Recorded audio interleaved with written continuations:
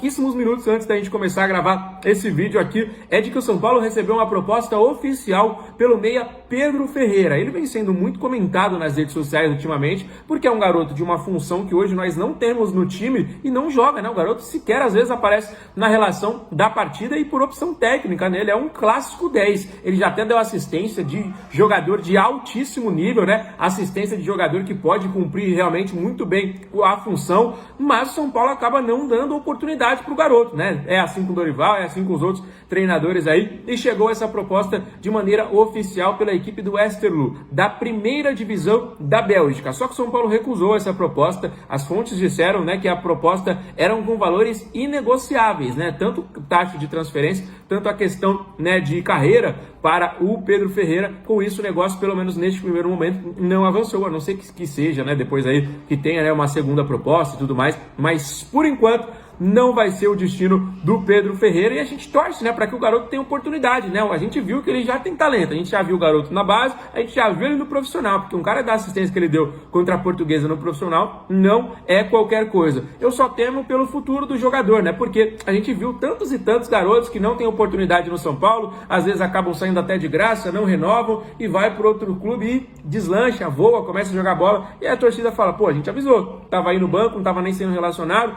tava aí à disposição, o São Paulo não utilizava, hoje está aí, é um dos melhores jogadores da sua posição. Então, tomara que isso não aconteça com o Pedro Ferreira, né? Tomara que ele comece a ter aí as oportunidades, porque se você olha hoje para o São Paulo não tem um 10, o São Paulo não tem um armador, e eu não estou falando um 10 que o Luciano é um jogador ruim, estou falando do jogador da posição, um jogador de função. O São Paulo não tem um armador, o Luciano é um grande atacante, mas ele não é um meia, né? Não dá para você colocar o Rafael no ataque, ele é um grande goleiro, para muitos, né? Para mim não acho, mas ele é um bom goleiro, mas ele não vai ser um bom atacante, né? Então o Luciano é um bom atacante, mas ele não é um jogador de meia. Então o São Paulo na função não tem um 10. Teria que ser o Cauli, né? Mas ele não conseguiu desempenhar essa função. O Pedro Ferreira é um garoto que pelo menos passagem estava pedindo, pelo menos espaço ele estava pedindo. Por enquanto, não está acontecendo esse espaço com ele, né? Ele tem 8 jogos na temporada, todos eles entrando nos minutos finais da partida. Se você for pegar, ele tem 111 minutos em campo, né? São pouquíssimos minutos para uma temporada que está aí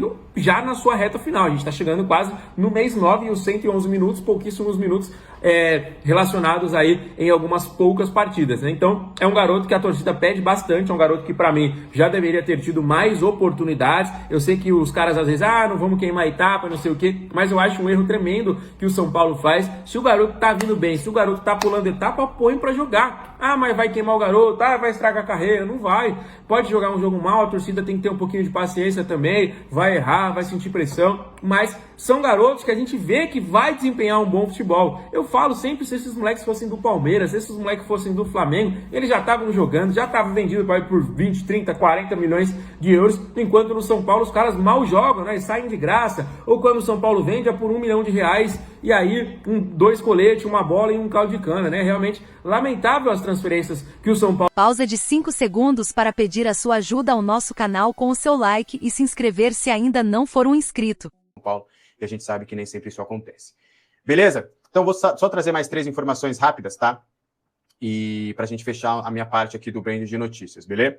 Ó, o contrato da Ticketmaster foi enviado ao Conselho de Administração, com todos os detalhes que a gente já trouxe, tá? E vocês viram aí que hoje, por exemplo, já saiu aí no UOL, no GE, nos principais veículos, no Estadão, se não estiver enganado. Então, saiu em todos os locais, basicamente, a informação que a gente trouxe detalhada sobre as propostas da Nilce e sobre as propostas também da Ticketmaster. O São Paulo escolheu a Ticketmaster, né? O contrato foi para o Conselho de Administração, agora passará por votação no Conselho de Administração e, consequentemente, depois vai passar para o Conselho Deliberativo, tá? Do que a gente trouxe, com exclusividade, a gente vai manter essas informações, mas só para recapitular, para a nossa audiência rotativa. A Ticketmaster ofertou 110 milhões de reais ao São Paulo em uma antecipação. Essa grana deve cair até, no máximo, 45 dias após a assinatura oficial do contrato. Seria no formato de empréstimo, tá? Esse valor antecipado seria devolvido pelo São Paulo nos próximos 5 anos, de maneira mensal, com taxas de juros seguindo o CDI, tá? CDI é o Certificado de Depósito Interbancário, e mais 1,99% ao mês, tá? E é importante trazer que como que a Ticketmaster terá a garantia de receber essa grana?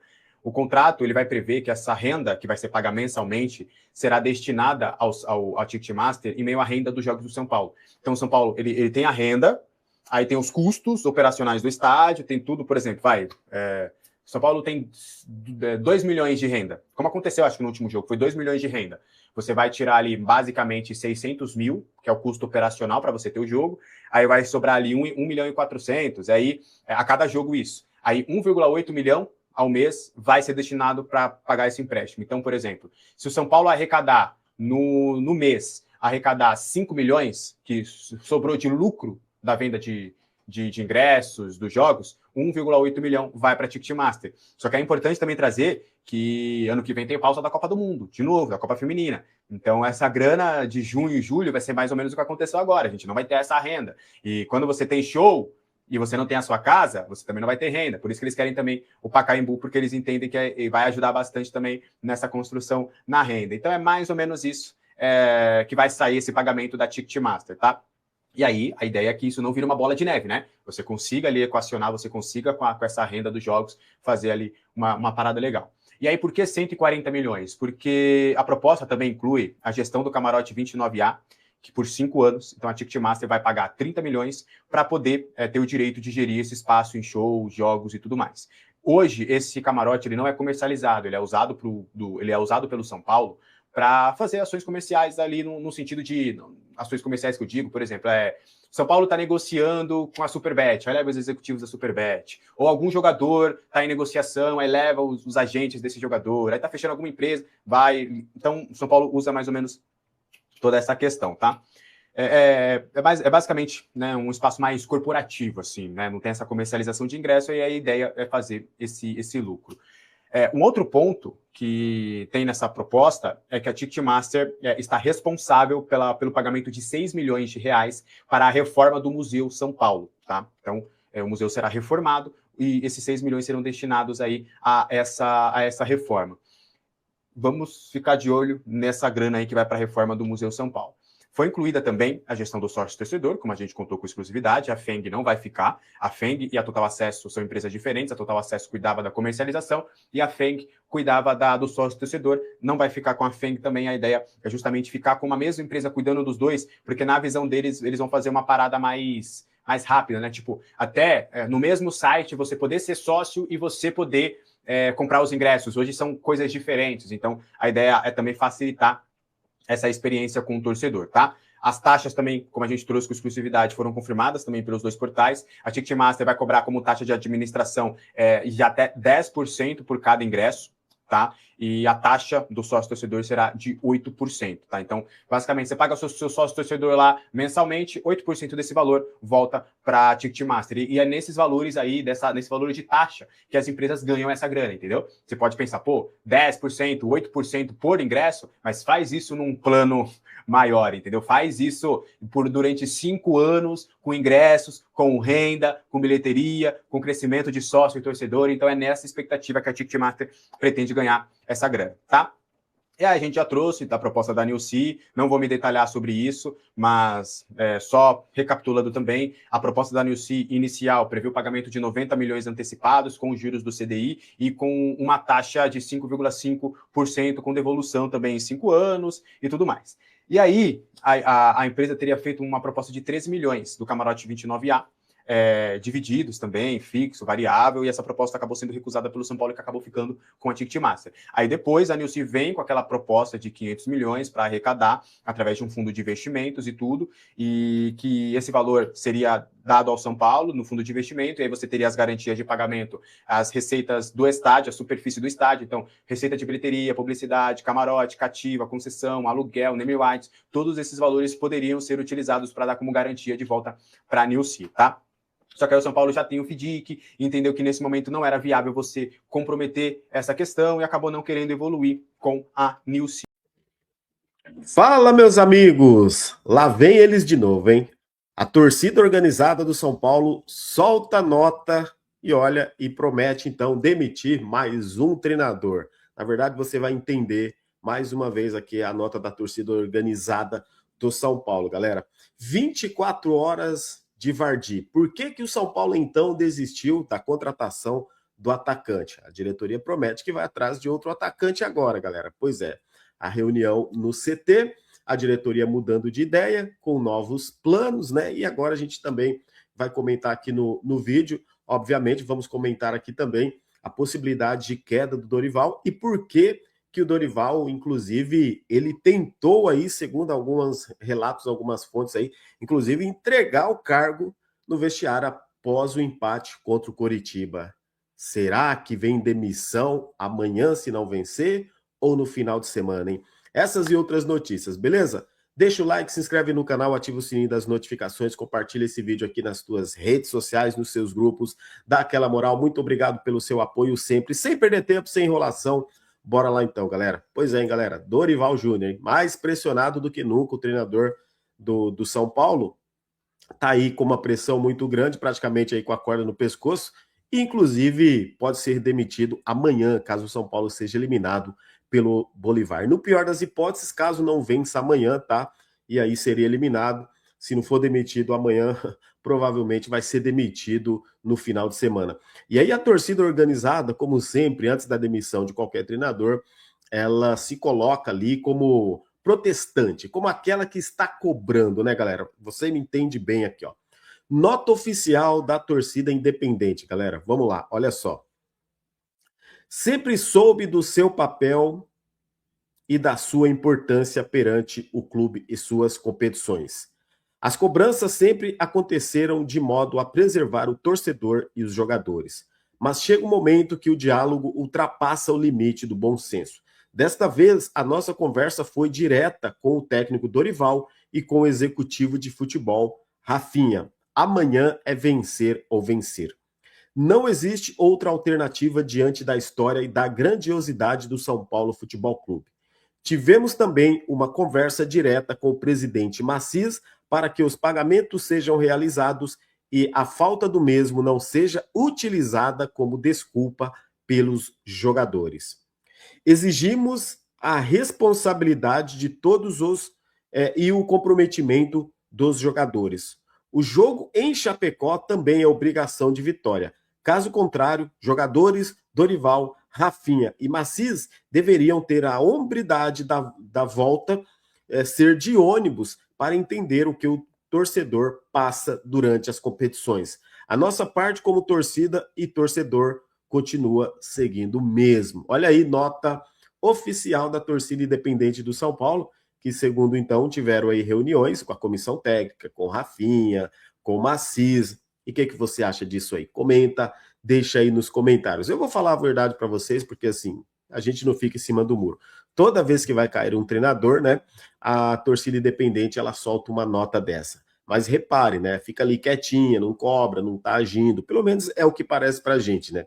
Mas antes, quando aumenta a pressão, que o torcedor comum, o torcedor das redes sociais, a imprensa se manifesta e tal, todo mundo, né, depois que todo mundo faz barulho, a torcida independente, as torcidas organizadas, eu percebo que elas veem que a situação fica insustentável, então elas soltam essa nota de pressão, né?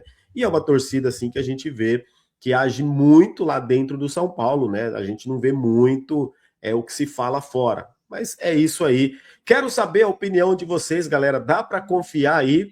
Vocês acham que a diretoria vai vir a público e dizer não, estamos fechados com o Dorival? Vocês acham que o Maciz vai falar agora? O Dorival é o nosso treinador, ele vai até o final do contrato. Pois é. A verdade é o seguinte, galera. O Dorival está aí na iminência de cair. Isso é fato, né? Por quê, gente? Agora, o que acontece? É conveniente para o São Paulo ficar trocando de treinador, porque isso, inclusive, acaba escondendo a incompetência deles, o trabalho ruim da diretoria, esse loop infinito de incompetência que não muda no São Paulo. Então, o time não vai bem, troca o treinador. O time não vai bem, troca o treinador. O time caiu, troca o treinador. Mas alguém troca conselheiro, alguém troca diretor, alguém troca lá o presidente? Não, esses caras continuam lá. Então, infelizmente, o São Paulo vai continuar com esse jogo dele, vai trocar treinador e não vai trocar lá ninguém lá, membros da diretoria. E outra coisa, vai trocar jogadores? Vou falar de novo que eu não aguento mais. Eu não aguento mais essa dupla, Luciano e Caleri, dois pipoqueiros, dois jogadores meia boca que não têm condições de vestir a camisa do São Paulo. Pode trocar de treinador, mas tem que trocar também esses dois jogadores. O São Paulo precisa de bons jogadores, jogadores que façam gol, jogadores que decidam partidas. O São Paulo não precisa desses dois jogadores aí, todo jogo dando uma pipocada. E aqui fica um recado também. Ô Dorival, a gente já sabe que você tá com uma corda bamba, tá com a corda no pescoço. Coloca a molecada para jogar, Dorival. Ninguém aguenta mais esses veteranos, esses caras andando em campo. Ninguém aguenta mais esses pereba. Essa é a realidade, sem perder tempo já com esses caras, sem papo na língua. Ninguém aguenta mais esses caras. Eu tô de saco cheio desse time pipoqueiro do São Paulo. É uma vergonha o que esses caras fazem todo jogo. Acabou a nossa paciência com esses caras. Respeitar, a gente respeita sempre. Mas falando de jogadores, eles são um bando de pipoqueiros. Coloca a molecada. Tá aí o Gustavo Santana, que vocês dizem que voa lá na base, que é goleador. Coloca o moleque para jogar, qual o problema? Tá aí também o Rian Francisco, coloca para jogar. E o Pedro Ferreira, coloca para jogar também. O que adianta ficar com essa velharada, que esses jogadores entrando em campo, se eles não têm a mínima condição hoje de jogar com a camisa do São Paulo? É obrigação deles fazerem 2 gols, 1 gol numa partida. Não é normal um jogador ficar 10, 15 jogos sem fazer um gol. Isso não é atacante que se preze, gente. Isso não é atacante para ser atacante. Quem vem lá, meus amigos? Quem vem lá? Pois é, o nome aclamado, o nome que a torcida tem falado bastante, é o do Renato Gaúcho. Eu concordo com uma coisa. Renato Gaúcho, acho que tem moral para peitar jogador e falar: você vai para o banco, Luciano, ou Calério, ou Wendel, ou Arboleda, ou Rafael, sei lá, ou Velharada, ou veteranos. Alguém vai ter que ir para o banco. O Renato Gaúcho tem condições de fazer isso aí com esses jogadores do São Paulo. Tá? Dorival não tem, o Roger Machado não tem. Esses aí não tem moral, nem coragem, nem peito para fazer isso. Eles tremem na base para tirar o Luciano, que dá chilique por sair. Falar em Roger Machado, galera, olha isso aqui, hein? Essa notícia aqui, ó. O ex-auxiliar do Roger Machado, o Adailton Martins, auxiliar técnico de Roger Machado, auxiliar do Roger Machado, do ex-treinador Roger Machado, né? Acionou o São Paulo na justiça, cobrando valores pela rescisão contratual, com apenas 2 meses de contrato. No total, Adailton cobra R$302 mil. Fonte aí do UOL. Rapaz, é festa. Eu falo para vocês, gente, assim, ó, galera, não é coincidência, gente, e não é perseguição, não é conspiração, não é aquela teoria. A maioria dos jogadores, muitos contratados do ex-diretor Rui Costa, muitos deles chegavam no São Paulo, ficavam poucos meses, ó, vazava. Aí uns processos São Paulo, uns o São Paulo tem que pagar, os jogadores são emprestados, aí o São Paulo tem que pagar metade do salário. Então, esse diretor, que foi um dos piores que passou pelo São Paulo, né, que assim, ele foi trazendo os jogadores, encostando no São Paulo, tá aí, esse Vitor Sá, 3 anos e meio de contrato, galera. Então, aquilo que ele pôde fazer, quem ele pôde ajudar, ele ajudou. E agora o ex-auxiliar técnico do São Paulo, né, o auxiliar técnico aí do treinador Roger Machado, tá cobrando 300 mil do São Paulo. Rapaz, não é coincidência. Vamos ver, né, como que vai ser desdobrado isso aí, mas só trazendo a informação para vocês, beleza? Agora vamos lá. Antes da gente falar do Vardy, não esquece de deixar o like, meus amigos. Fortaleça no likezão aí para dar aquela moral. Gente, a novela Vardy, a série Vardy, o filme Jamie Vardy durou 24 horas, ou um pouco menos do que isso, né? Saiu ontem na imprensa o interesse do São Paulo pelo atacante inglês aí, o Jamie Vardy. E hoje já saiu de novo, então, que o São Paulo desistiu aí de avançar nas tratativas pelo atacante de 39 anos, né? O que pegou, segundo as informações? É de que seria algumas alas lá no São Paulo diz o seguinte, ó, seria um risco, um jogador de 39 anos, tal. Outra ala diz o seguinte, ó, seria importante essa contratação, jogador midiático, jogador que mudaria o patamar no vestiário, o estilo, né? Mudaria a cara ali do São Paulo. Pois bem, a verdade é que hoje, via imprensa, né, conversando ali, a gente vendo com o Edu Afonso, por exemplo, o Edu disse o seguinte, o São Paulo desiste da contratação, não avança nas tratativas do Jamie Vardy, e tem a questão salarial, que seria uma pedida alta também, e pelas outras condições que o São Paulo analisou. Só que agora a diretoria do São Paulo vai atrás de 2 nomes, que seriam um meio atacante e um atacante. Eu tentei apurar, tá, galera? Tentar conseguir nomes desses jogadores aí. Não vazaram, quando não vaza é até melhor. Beleza, são jogadores que o São Paulo está atrás. não significa que vai ser um meia, aquele meia mais central. Até porque, olha só, hein? Dorival Júnior não gosta de trabalhar muito com esse meia mais centralizado. Tá, mas se o Dorival não ficar? Pois é mais um que chega e o treinador que tiver acaba se virando aí com o jogador. A gente está tendo os pontas aí, que o Dorival tá vendo que tá tendo que jogar mais pelo meio agora, povoando ali de volantes e deixando poucos pontas mais escanteados. Isso pode mudar, inclusive, amanhã contra o Bolívar, onde ele pode entrar com 2 pontas, né? Ele pode entrar até com o Vitor Sá e o Arthur, ou até mesmo o Ferreirinha e o Arthur, isso pode acontecer amanhã. Agora, o São Paulo, então, segundo o Edu Afonso, vai buscar mais 2 contratações. Aí você fala, pô, mas não tem dinheiro, tomou transfer ban. Não tem dinheiro, o São Paulo vai buscar oportunidade de negócio, galera. E outra coisa, o São Paulo está para fechar aí com a Tiqueteira, a Ticketmaster. Vai passar pelo Conselho de Administração e pelo Conselho Deliberativo. Aprovando, o São Paulo vai antecipar 140 milhões de reais. E o São Paulo vai usar para pagar dívidas e também fazer essas movimentações aí do mercado. A ideia agora é o seguinte, galera, não tem erro, não pode errar.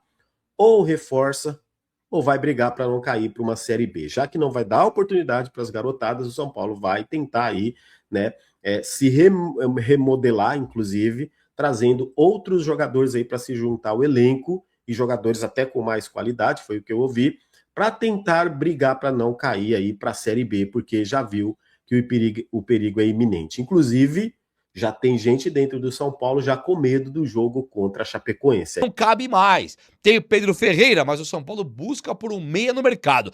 Um meia que o Dorival chegou a falar. Lembra? No comecinho, quando o Dorival acabou de chegar no São Paulo e o Dorival teria gostado da ideia de ter o Gabriel Bosquilha de volta aqui no São Paulo.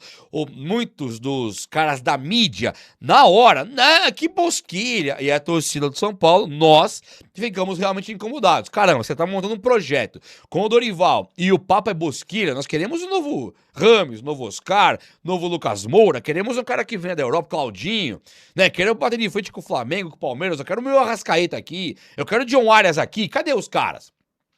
Vai vir com Bosquilha. Então esse papo de vir com Bosquilha no começo, ele foi muito correto. Não existe isso de Bosquilha. Eu olho agora, eu olho hoje pro panorama geral. Fiz um levantamento aqui pra trazer pra gente aqui, vamos lá.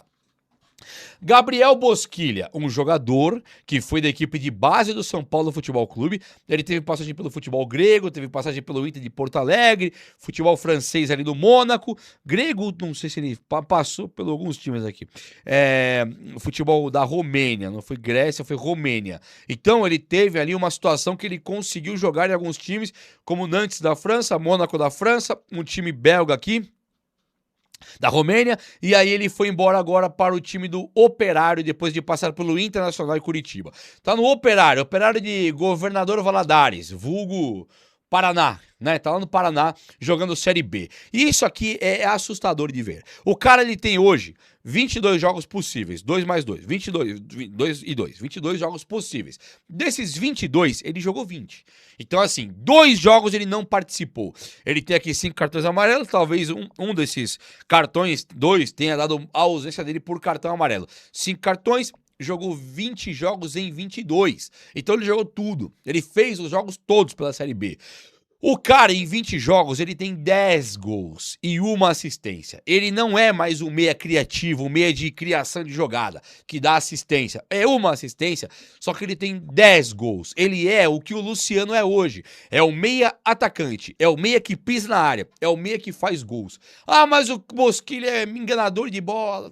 Até concordo com esse tipo de argumento. Só que o Bosquilha hoje ele é um cara de 30 anos, um cara com uma bagagem muito maior, um cara identificado com o São Paulo por motivos óbvios, ele nasceu pro futebol aqui, e os 10 gols que ele fez na Série B não podem ser desconsiderados. Eu lembro que o Eric, do Vitória da Bahia, quando era do Ceará, fez muito gol, 18 gols, e aí você, caramba, mas o cara fez 18 gols, mas era na Série B. Aí veio pro São Paulo, fracassou, é verdade, muitos criticaram o Eric. Olha o Eric no Vitória hoje, responsável por eliminações gigantes na Copa do Brasil, como de Flamengo e Atlético do Paraná. Sambou, fez uma jogada de Messi contra o Botafogo ontem, jogando fino do futebol, e era um cara de Série B. Hoje, nós não temos um Eric no São Paulo, tá devendo. Ferreirinha não joga a bola do Eric, Vitor não joga a bola do Eric. Quem joga é o Arthur emprestado. Nem o Lucas Moura consegue, por causa de contusão, nem o Oscar, nem o Rames, ninguém consegue fazer o que o Eric faz. Ou é lesão ou é má fase.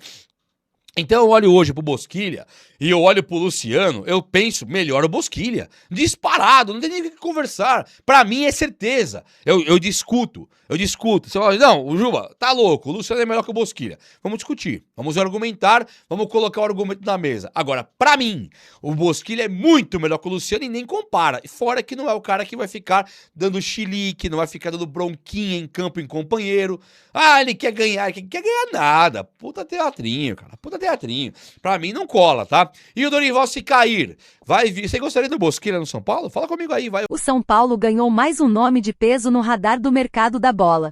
Raheem Sterling, atacante inglês de 31 anos, foi oferecido ao clube para uma possível negociação nesta janela de transferências. O nome do jogador chegou aos bastidores do tricolor por meio de intermediários. Agora a diretoria analisa a oportunidade e principalmente as condições financeiras para saber se existe possibilidade de transformar a sondagem em uma negociação. Sterling tem uma carreira de destaque no futebol europeu. O atacante passou por clubes como Liverpool, Manchester City, Chelsea e Arsenal, além de ter defendido a seleção inglesa. Pela qualidade técnica e experiência internacional, sua eventual chegada seria considerada um reforço de grande impacto para o elenco. Sterling também aparece entre os jogadores de renome disponíveis no mercado e já foi relacionado a clubes brasileiros. O atacante teve seu nome oferecido anteriormente a outras equipes do país, mostrando que seus representantes buscam alternativas para a sequência da carreira.